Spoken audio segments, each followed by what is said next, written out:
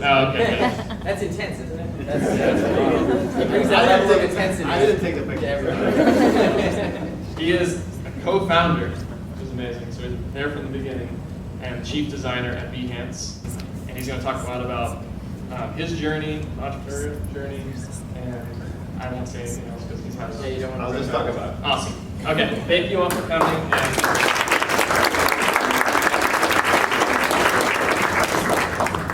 So I'm very happy to be here. Thanks for having me. It's always good to come back to Boston and to know that the Design Museum is doing so well. Today I want to talk a little bit of my journey, my story as a designer coming from Barcelona, joining my partner Scott Belsky into this amazing 8.5 year journey building Behance, and what did I learn on that way as a person, as a designer, as a entrepreneur. And also what I want to make sure is that after you ask questions, because I'm not going to be able, 20 minutes you can't really talk about all the things that maybe interest you. So I'm probably going to just lay the ground of what the story is and things that I think interesting. But please, let's have a conversation afterwards on anything that you find interesting or you're curious about. So a little bit about my life. I was born, as I say, I was born in Barcelona. I love maps, by the way. So I'm gonna, even if you don't know Barcelona, I'm gonna kind of lay it out a little bit for you. That's where I was born. This is where I went, lived most of my life. This is when I went to school, after this height, probably. This is when I went to high school. Yes, exactly. This is where I went to design school, my first job, my second and my third job. For those, think I'm a web designer, actually started to design, this is very I went to school for graphic design, traditional graphic design. This is like some 14 years ago, no internet, kind of much more computers, and I was very interested in print design, typography, everything tactile. And at the same time, I was very much into jazz. And this is a little story I like to tell because I think it defines very much one first step towards where I am today. I was in design school, but at the same time I was playing saxophone very intensely, and I was kind of torn. I was in second year of school playing saxophone and doing design, and I really, really loved it. And I didn't know which way to go. Both of them were creative, but one meant poorness, probably for the rest of my life, and the other one meant like maybe building some stuff that was interesting and that could change the world. So my stepmom is my father's wife, who is American actually. It's very blunt, and she loves me very much, and also she's always give me very straightforward feedback, if you can say that from a family member. And she said, I sat down with her and I said, Dan, I'm very torn between design and music and jazz. And she looked at me in the eye, she paused. She said, Matias, you're a much better graphic designer than a musician. And I was, okay, fair enough. So that changed my life. That's just 5-minute conversation with her, really defined. So when I did that, I just said, okay, I'm gonna, I was 20 years old, so I said, okay, I'm just gonna do design, focus, and I still play music, I still play saxophone, but it becomes something that I enjoy doing, and I don't do it professionally, and I don't really want to do it professionally, even if I was any good at it. So I had 3 jobs, they lasted a few months, and I was really bored. And I was bored, I think looking back, I was bored because no one was really pushing me to do better work. I was just I was 22 years old, I was giving projects and just like, go do them. And I was doing them, I was proactive, I was organized, and I finished them, but I wasn't learning. No one saying, this sucks. Why can't you improve the process in this? No one was teaching me anything. I was just learning by doing, but it was very slow. It didn't feel the right pace. So I moved to New York City. I was 22, I had nothing to lose. New York City always looks like this, by the way. Yeah. So I moved because I had nothing to lose, and I wanted to experience new things, and I wanted to see what was out there beyond Barcelona. I looked on the map, this is New York City, I had 6 apartments. Not that I owned 6 apartments, but that would be phenomenal. But this is 6. So I like to see how we move through the city. I think sometimes we forget to look back and understand our path. I had one job at a small design studio, another job at a fashion agency, and I was working 14 hours a day, 6 days a week. I was 23 years old for a year and a half. That accounts for 3 years in a year and a half of work for a normal human being. And it's very, very exhausting. That's the first time ever I felt what stress meant. I'm Spanish, so that's not a word in our dictionary. So I went to the doctor and I said, I feel feverish. And I said, look, everything says, you're fine. I said, you're just stressed out of your mind. Basically, that's my first contact with New York City and kind of an adult lifestyle, or whatever that means. But this was not what I was looking for, though it was a way to get started and a way to get moving. So I was pretty burned out, and I moved back to Barcelona. When I moved back to Barcelona, I got to rest. And once I rested, I realized that the reason why I moved back was because it was comfortable. It was an environment I knew, but it wasn't really, again, what I was looking for. This was 2 years after. So what I did is I moved again back to New York City, which always looks like this as well. It's a phenomenal city. Though I live in Brooklyn, I don't know, I show pictures of my hand. But so after that, I did some freelance work, and I again kind of went back to working in small studios. When I was doing some freelance work, one of the things that I think is relevant for today is that this was probably 9 years ago. Yeah, 9 years ago, 9 years ago. Facebook was in infancy. Twitter did not exist. Dig did not exist. Pinterest did not exist. LinkedIn did not exist. So I didn't have literally a network.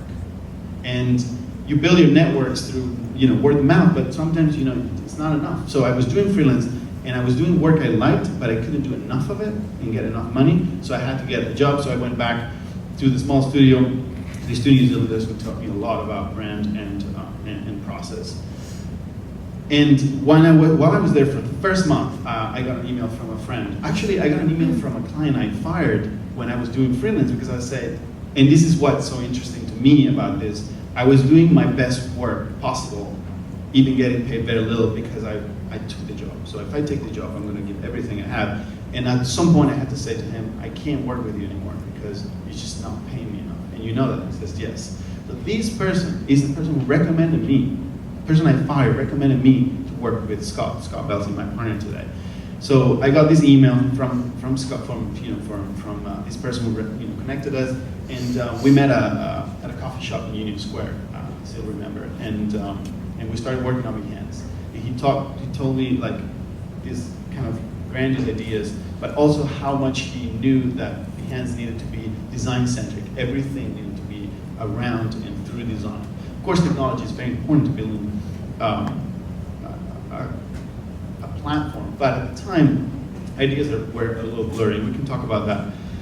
How the vision at the moment was not what it is today, though it has a thread that you can see things that change, and you have to be flexible enough to allow ideas to change through the growth of the company, and you both as entrepreneurs. So we both had jobs, and we both work for 9 months and late weekends and late nights and weekends. And there's a beautiful picture. It's not very beautiful, the picture itself, but it's a bad picture by my mom. As you can see, I'm not sure what she loves, the empty cable, the empty room, the cable. But it's a very important picture for me. This is August 2006. This is basically 2 weeks before we actually incorporated the company. We quit our jobs and we started doing Behance. And what I like about this picture is that it reminds me that this is how it starts to look like. Forget about big offices, forget about CV funding, forget about all these things that we think entrepreneurship are. This is how you start. 3 laptops, your mom's living room, trying to make it happen. And look at how silly we look. We look like we know what we're doing, but we don't. But that's excitement. If you have that, you can make anything happen. I think that that's what I see in this picture. Look at Scott. It looks like he's going to take the world. So, and I think that's why I like to look at this picture again and again, because I think it reminds me where we started. And this is how things started. And I like for everyone to know that if we did it, everyone can do it. It's just, we started from the very beginning, very scrappy. So September 1st, 2006, Behance literally was born. That's the first day of work for Behance without any jobs and just kind of taking the leap and diving. And it was very funny because my desk was the size of this thing and my keyboard was almost falling off. So it's like the really scrappiest way to start, but it was just the two of us. And we knew that it was going to be a long journey, but it was going to be worth it. So after today, it's 8 years of work after, well,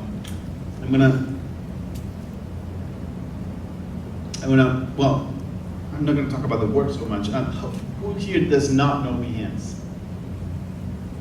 I'm sorry. I thought everyone would, so someone tell me please what Behance is. Who has worked on Behance? All right. Who is a creative? All right, so pretty good. Okay, so the ones that don't have work in Behance are not on the creative field, or maybe that they don't have creative work to show, but that's good to know. Some things that we did just to kind of, that we've worked on as a team, it's been building, and then we can talk more about this, I don't want to go into much depth, but we started actually building products for productivity for organizations. It's very not sexy, but organization is what drives creatives to actually execute things. So for me, the job was how do we make productivity organizations sexy again? And I think it was all through design. It was through carefully crafting tools, because we know that creatives reuse tools that they feel attracted to. And that's how I tried to kind of bring this simplicity and this organization level to in our brand to the people. And through paper products. So we started a network, an online network through paper products. It was a very easy way to actually get the word out and start kind of pushing the mission of empowering creative careers. You know, talking about organization in the everyday, in your everyday. Then we developed the same thing for online and mobile apps. Then, of course, we developed the network, which gone through many iterations. The network in this case is the macro level of organization, organizing the creative world's work. And we also organized the 99U, which started as Behance Magazine, then it went to Behance Magazine 99%, and then 99U. And 99U is our way to kind of bring knowledge, bring the content and knowledge of how very highly productive creatives get their stuff done. It's not more about how they get inspired. You can figure that out in another place, but how do they execute their ideas? What is that they do differently than other creatives to actually get stuff done and push project forwards? So in a way, we designed paper products, apparel, events, conferences, mobile apps, everything. So we a wide range of fields within the design field that we're doing. And so what have I learned through the process of creation of all these products, of building a team, getting started, and growing a company? And it's important, it's a company, it's a business, it's not a website. It's the business that it's what drives us forward and what makes an impact. So I'm going to talk about a few things. They're in very different realms of this big journey that was Behance. The first one I learned, and it was more from seeing other people around me while we're trying to push this, and I asked them, so how is that idea that you were working on like 2 weeks ago, 3 months ago, a year ago? And they're like, well, it's not really the right moment, or it's not polished enough. I'm worried about competition, you know, I have to pay the bills, all these things. And I kind of want to go fast through them because I find them fascinating. And kind of demystify them a little bit, because it's not the right moment. It's definitely never the right moment to start anything. There's not a moment where you see, now let's do it. Because there's always competition, there's always something you're doing on the side. You have to get started. That's when it's the right moment, when you get started. When you keep pushing and get started, then you have a trail of something you can look back and say, oh, we're right there, so why do we keep going? If you never get started, you will basically never find the right moment to do it. So ideas should never be polished when you start, when you get them out. It's very much about figuring out what the big goal is, what you want to get, what kind of interaction you want, what kind of experience you want people to have with this product. And that can happen with the smallest iteration possible. And also it's cheaper, and it's also cheaper, and I'll talk a little bit more about this later. It's also cheaper and resource-wise and money-wise and energy-wise to do something smaller and build on top than build something massive and change over that, because that takes a lot of energy and time. I'm worried about the competition. Well, the competition is always going to be there. They're not going away unless you kill them all, which is not something I recommend. But honestly, that's going to live there. And what's good about competition is that it always pushes you forward to do better. If there was no competition, you would be the only one. You might be the only one, and you might be the only mediocre one. So if you have competition, at least you have a way to compare yourself. How are you doing? I have to pay the bills. This is the one that we will hear the most, and it's the saddest one because it's all about like security. Security of what? Because we're trying to live a life that is fulfilling, and that security gives you the sense that you are doing okay, but you're really not doing okay. And I'm talking, in my case, I'm talking about design or creative. I want to make things that are worth, for me, and worth for other people to see, to experience, to have, to consume in a way. And have to pay the bills is the one that brings it to a level where we're just, in this zone, continuing to live a life without really fulfilling, what our big vision of what we were going to be is. I don't have the time, so this one it always is funny because it always comes up in a bar that we're drinking a beer. It's like, oh, I don't have time. It's like you're just complaining about it. You're like drinking a beer, the fourth beer, right? So why don't you go home and you have to make the time. The point is you have to make the time. It's never time. I said, when we're working from 8 p.m. to 2 a.m. every day. That's when you make the time because you want to do it. So also relates to the fact that you want to build something that you are extremely excited about. And the someone is already doing is the funniest one, because in 1997, there was these guys called Google. I'm not sure if you know them. And they decided to do another search engine. I think there's 13 before that? 13. But they were doing it already for years. What was the difference is that they didn't care there was another competitor. They just executed better. They just thought about it differently. And this to me is such a clear example because every single person in this room, it is one product that we can say everyone in this room has used or will use today. So, competition hopefully is already doing it. So you don't have to be the best before you try. And this one, to me, speaks very dear because Kyle and I had absolutely no experience in building a company, or one of my little secrets is that I didn't pass one subject in design school. Just one. All of them I did phenomenal. I was great in design school, not in the school, but design school was great. And the only one that I didn't pass was web design. So it's very exactly. So it's very sarcastic almost because you see your path as like, oh, I'm going to study this and I'm going to do this and I'm going to be great at it. So I sucked at web design in school and then suddenly I find myself completely submerged years after. So in a way, it's just keeping your mind open to new opportunities of challenging yourself again. And this was, Scott came to me and said, we're going to have to build, websites, products online. It's like, okay, I think I can figure it out. Also, it was much later in my career, so I had a better vision of what I was capable of or not capable of. And learning web design was basically a process of analysis and kind of seeing what was out there, picking what I thought was good and making it better if I could. And I like the way one of my idols and music idols as well. Do you guys know Bill Withers? There's No Sunshine When She's Gone? That song. So he was a plumber until 31. And then he became a massive star. He was a singer, songwriter, and a guitar player. And he says this, on your way to greatness, you're going to have to pass through all right. And I think there's no simpler way to put it.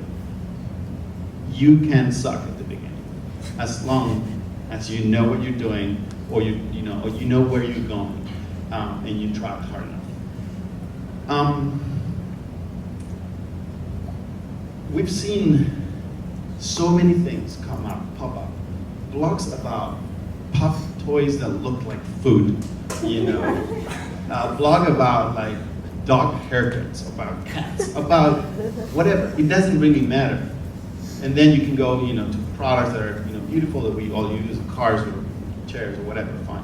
But today, where we live today, we have the chance to really build on what we love, because there's people out there that can actually consume. In 1995, when the internet was still in infancy, it was very hard to get out there. But today, and find other freaks, other nerds and dorks like you that love exactly the same. But now we can reach out to them, and we can talk to them, and we can kind of gather around the same thing that you really love. So this obsession with something could really, I think, really leads to success, because there is where you put most of your energy, because you really enjoy it. And I think this, in our case, mine was design and building systems and building something. Mine was a little bit more abstract. What I was obsessed with is making sure that I helped my peers kind of move ahead.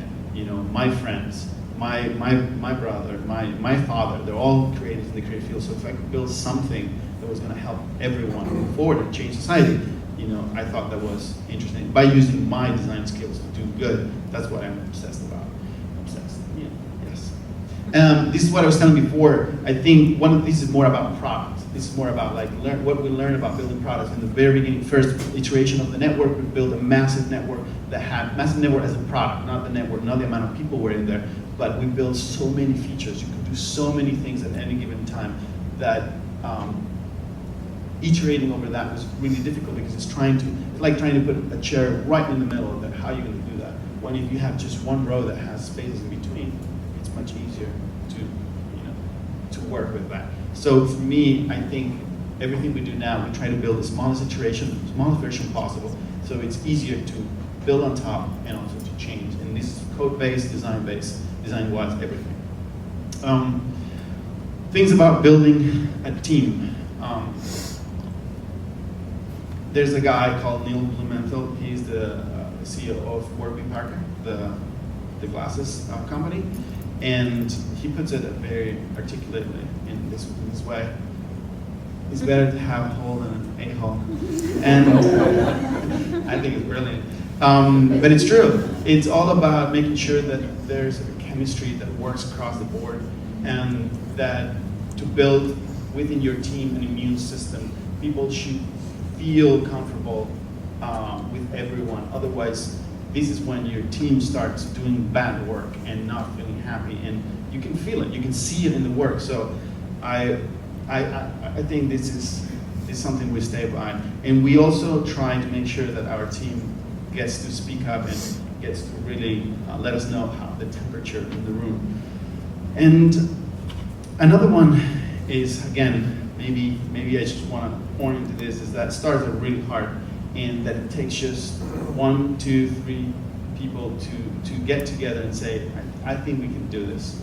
And it's always very unsexy the way we start, and I think that's the fun part. It's because you have no one looking at you, you have no one telling you what to do, and that's when I think you can do the best work of your life. And one last thought that is, to me, overarching. To me, it's not even about design, it's not about anything but life. How do I want to live my life? So it took me like 34 years till I was to understand how to put it in a sentence.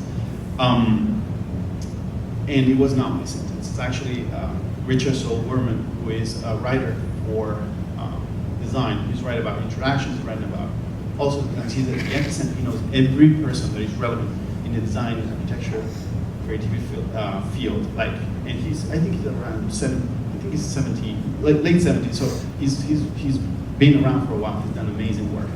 And he was given, in the National Design Awards, he was given an award for his life.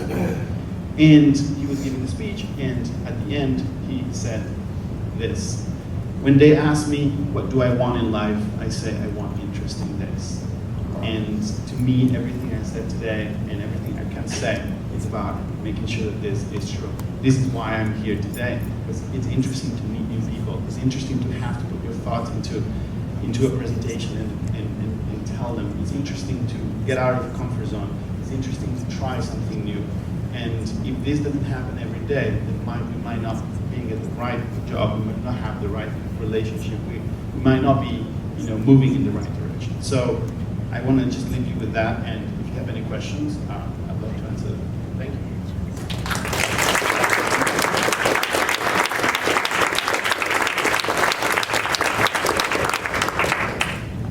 So questions, just make sure.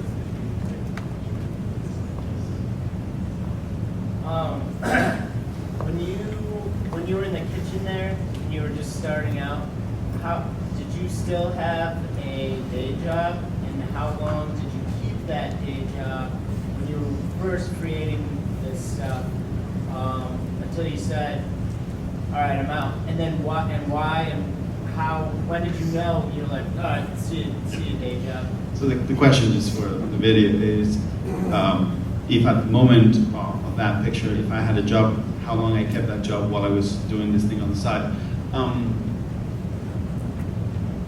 I mean, the number is 9 months, but I don't think that should be a rule for anyone. I think to me the most interesting part is that when I quit my job, I made less money when I quit my job and started Behance than when I had the job. So, of course, it's a sacrifice, but I wasn't looking at the temporary moment or where I was like a little less, secure.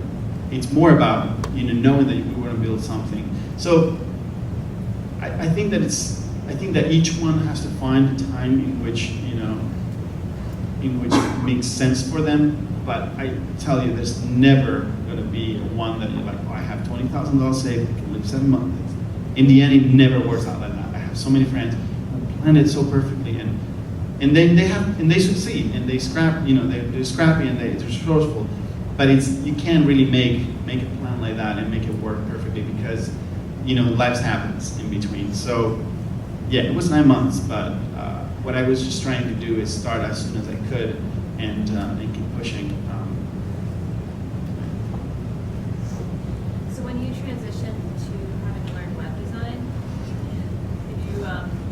was it very self-taught, or did you go take classes, or was it online tutorials? So when transition from print to web, did I take classes or did I, taught myself?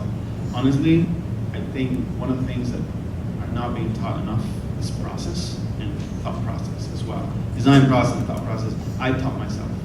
I don't think I taught myself. I didn't read an article and then try to apply it.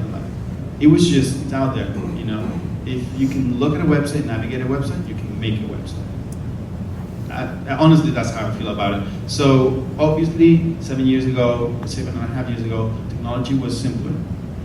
Browsers everything was slightly simpler than today. Today, there's so many newer languages that make everything a little harder to kind of catch up with. But what I did is look at the things that make sense to me and extract them. But when I extracted them, I extrapolated to something different. Like I took interfaces that were to invite someone and I made them into something else. So to me, that there's a deep layer of analysis that you have to make and say, maybe this is not good enough, Or one of the things I like about people learning, what I tell the people who want to learn is that start grabbing things and copy them. If you like this interface to submit a newsletter or to sign up for a newsletter, grab it, put it on your website. Then if you can iterate it, make it better, great. But there's nothing bad about using interfaces that other people are using. Have you seen many cars with 3 wheels? They are, and then they always fail. Motorcycles with 3 wheels. All these things that we try to do because they're new, and they never work. There's a reason why they never work. So I always look what's out there, and if something is really good and millions of people are already using it, I will use it. So I taught myself, and I think we can all. I think taking classes is great, but they guide you through a thought process. If you have your thought process and your capacity to analyze and discern, I think you'll be okay. How'd you come up with the name Behance, or what is there any kind of story behind that? Well, Scott Belsky came up with the name Behance, It's based on being enhanced. It's about enhancing and the act of being active into wanting to do something better. It's it's an abstract word, it's a made-up word, but that kind of was the first step. So did he have that like when you guys had the coffee meeting, like at the very beginning? Yes, he did. Oh, He had a logo too, which we killed. Oh, really? He did it. No, we always make fun of that logo, but he was trying. He was trying. What platform? Hola. Hola. What platform did you get started off with when you were writing code for Behance? We Or did platform. You mean like? hardcore? What kind of hardcore? At the beginning, it was actually pretty scrappy. So we built everything from scratch. I think we're using PHP and JavaScript basically, Okay. HTML, CSS. Well, not even CSS. I think at the time, the first year, we were not writing CSS. It was online. So What were you guys using for CMS? For your we content? built the CMS. Yeah, It's okay. crazy. But we did. It's not good. Don't do it. I'd love if you could share some of your biggest challenges that you had, especially as for a while being the only designer, not only the co-founder but the only designer, and how you grew when you were the only person who was on the design team to start. What are the biggest challenges as a lonely child designer in a company building everything? So for me, it was very clear. It's not having the chance to really bounce off ideas of someone else, someone who has kind of a design sensibility well, of course there was Scott, and we were, but at some point he was also busy with his stuff, and there's only two of us, and I think that at the beginning is what it is, but when you grow that, I think it's a more healthy interaction. So I think growing my design team was the solution to a big challenge, which was me, designing something that I already knew very well. So how do you bring new people that make your product better, but it's challenging the things that you think are right? And that's the answer. Thank you.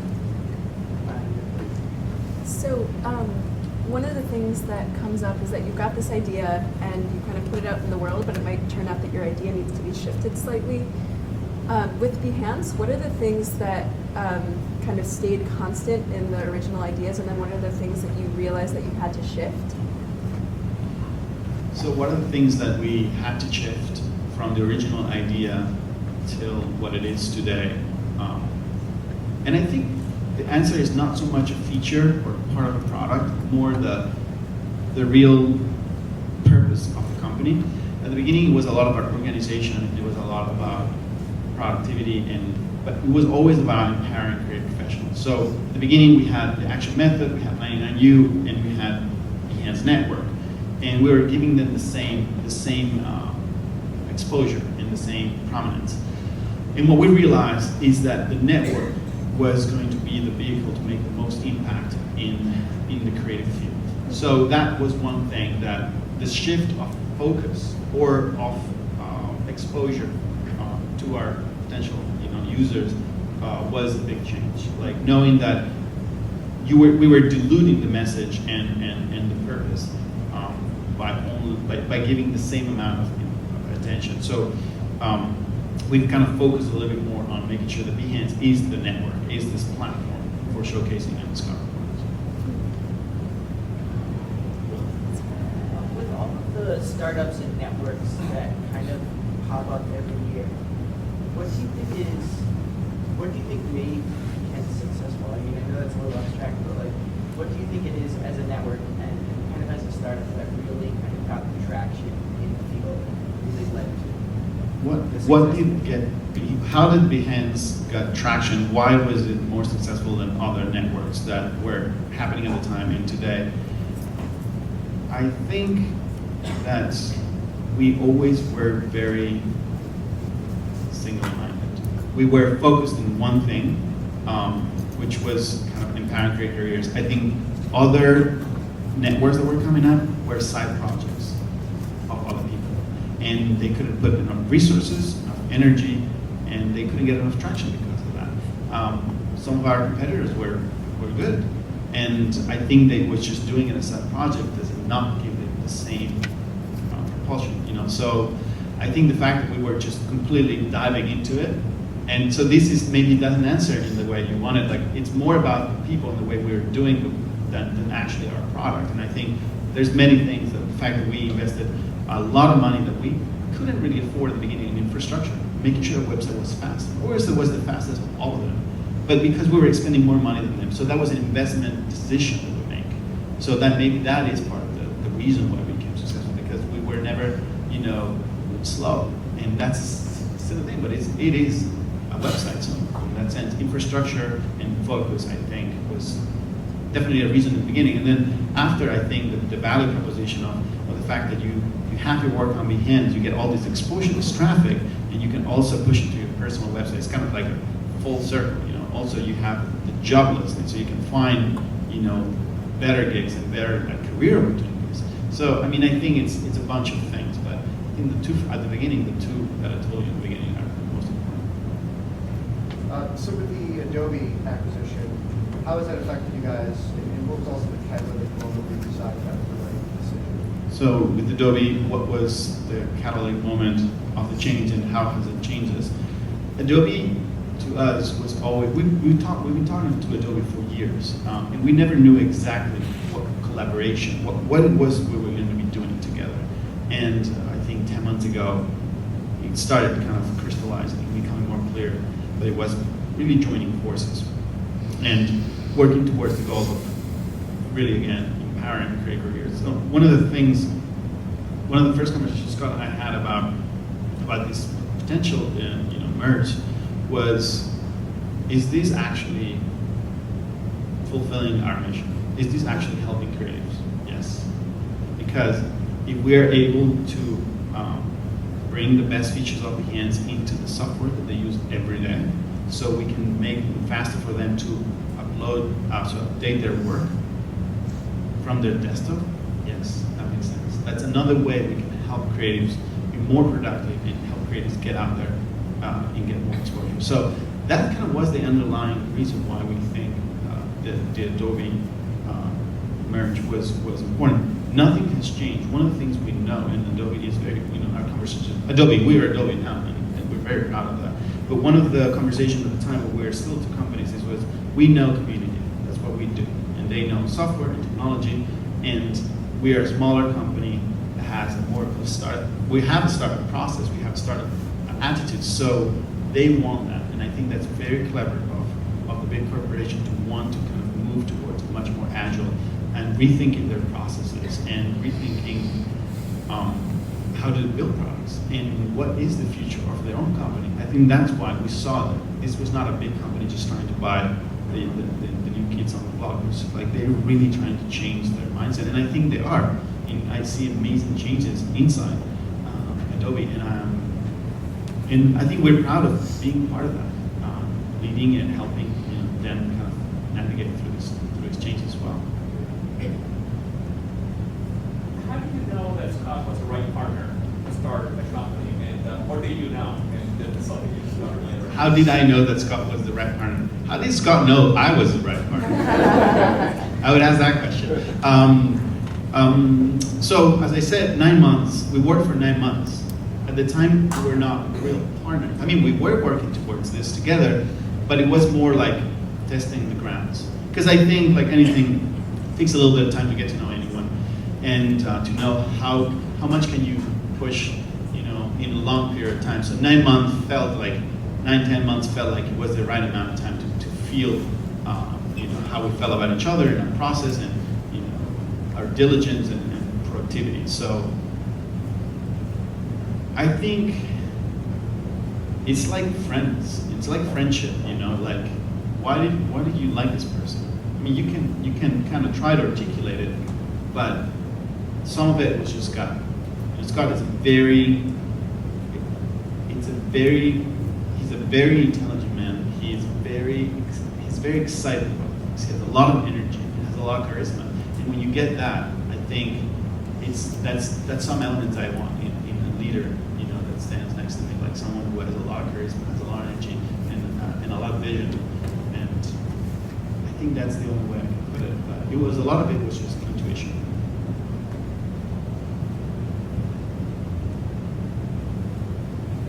How did you find your first job in New York? How did I find my first job in New York City? It's funny, it's very weird. My first job in New York City was father knew an architect from Argentina who knew a designer who worked at JWT, who I went to see and said, no, but you should see these guys. And then I went to see those guys with the New Zealanders who saw my work and I got hired. So that's how it works. Yeah. Did you used to practice your saxophone at home?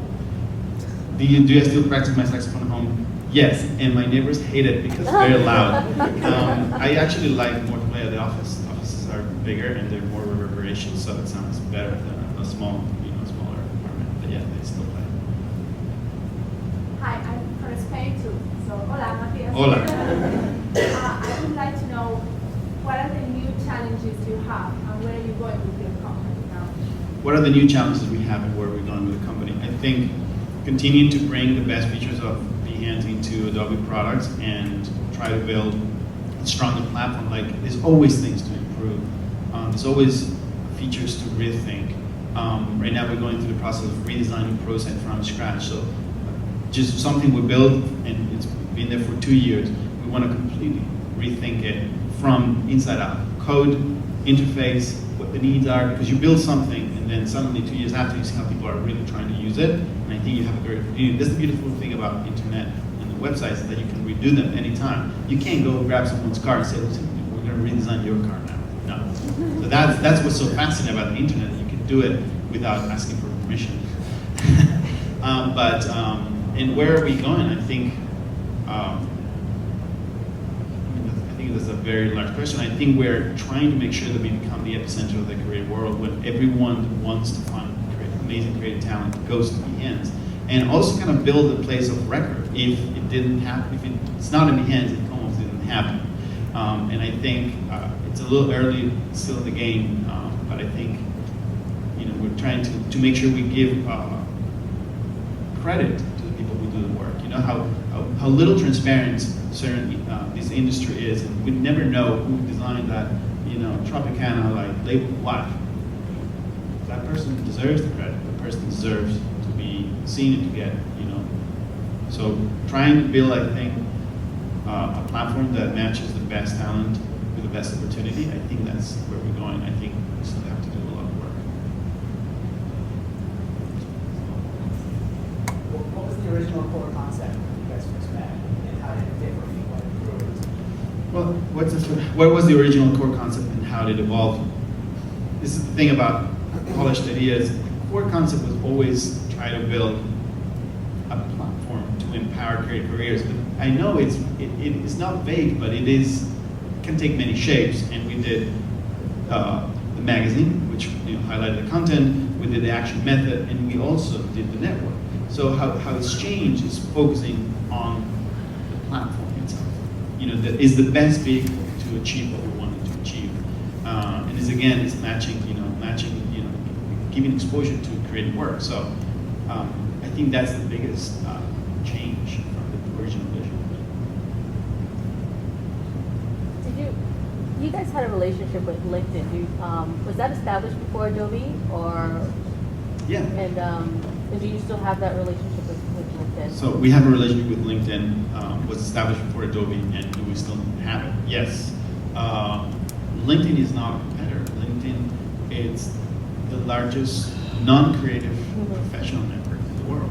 I actually thought they were going to buy you guys when they purchased SlideShare. I thought so too.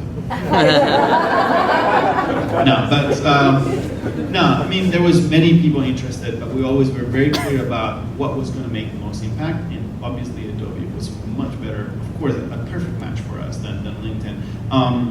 And we had a match because there was no way to showcase your work your creative work on LinkedIn. So they came to us because they wanted also have that later. But at the same time, for us, it was the perfect match. So it was a great relationship, and it's still happening right now. Some insight on how you guys scaled up the organization, especially because you have the 3 properties. It seems like a lot of stuff. So how did they go from the 2 of you, the 3 of you, in a living room to the kind of large operation? How do we scale the company from 2 to 35 that we're today? These 3 properties are only they're more. We have creative networks, custom creative networks. We power RISD, we power SVA. SCAD. We power like National Design Awards, AAGA. So I think we manage around 60 properties today, and we work on all of them, we maintain them, we make them better. And some of them are full companies. ProSite could be run by just could be a company itself. How do we scale? We're always very careful with the chemistry, meaning you bring people, at the beginning you wear many hats, too many hats. And then you find which one should someone else should wear so you can actually do better work. And that's the only way I can explain how we grew the team, by not growing it too fast. At some point you get money or you get some traction, you say, oh, let's hire 10 people. That thing kills the culture because it dilutes it too much. So maintaining the culture. So that means, drop by drop, bringing one person at a time, 2 people at a time, and slowly kind of making sure they understand the culture, or they add to the culture, they change the culture to something better. I think that's kind of how I would explain it, really. Last question. So when you started hiring designers for Behance, so what are the qualities that you kind of looked at, or also how did you figure out if they're going to work in the culture just from an interview or things like that? It's really how do you how does one hire? How did I hire designers? And what do I look in an interview or from them? Well, the thing is that I only have 4 designers plus me, and it's been 8 years. So we're a tight team. We do a lot of work, and we work together very well. And I think that's by bringing one every so often. And it's definitely about needs. So it's hard to hire people. It's really hard. And as I said before, like knowing whether your partner is going to work out or not. I don't know if the designers will work out. I have a feeling about it. But there's a long process of also me at the beginning, and then the next designer teaching the new person how we think. Of course, like being open to like changing that process, because that's the best part of hiring new people. They can change and make the process better. But I try to, I ask them questions that make me think they're interesting people, that they think beyond where they have it from. So I ask them questions that have, and they come up like this. I don't have a very systematic, I would interview them like I talk to. I don't go in there with notes. Yes. Where did you skip something 5 years? Well, actually, I asked that question because that's interesting. To me, that's the most interesting question. Because when they say, well, I want to have my own company, it's like, okay, interview's over. Why? Because they want people who, that's why I try to see, are they people who want to build something? And I don't know, you have to ask 20 questions to get that feel. But if they say, oh, in 5 years I want to have my own agency, which means in 2 years he's going to have to start, unless he's totally, out of his mind. So if you're not hiring people, in my case, in a company that is going to span through the years, you're not hiring people who want to be there for the long haul, they're not the right match, even if they're the best designers ever. You can't train someone for 2 years to train, make them part of the company, also train them at the beginning, and use all that, and then they go. So trying to find people who are going to be there for the long haul. And people who are not so obsessed about money, because when they say, well, how much, how many hours? It's like, I don't know, like I work my ass off, so I'm probably going to do the same. So people who are thinking more about having interesting lives and building something they're excited about, and people who are interested in themselves and who just want to make an impact. Honestly, this sounds very, it is. You can see it in people. People who are interested about making change.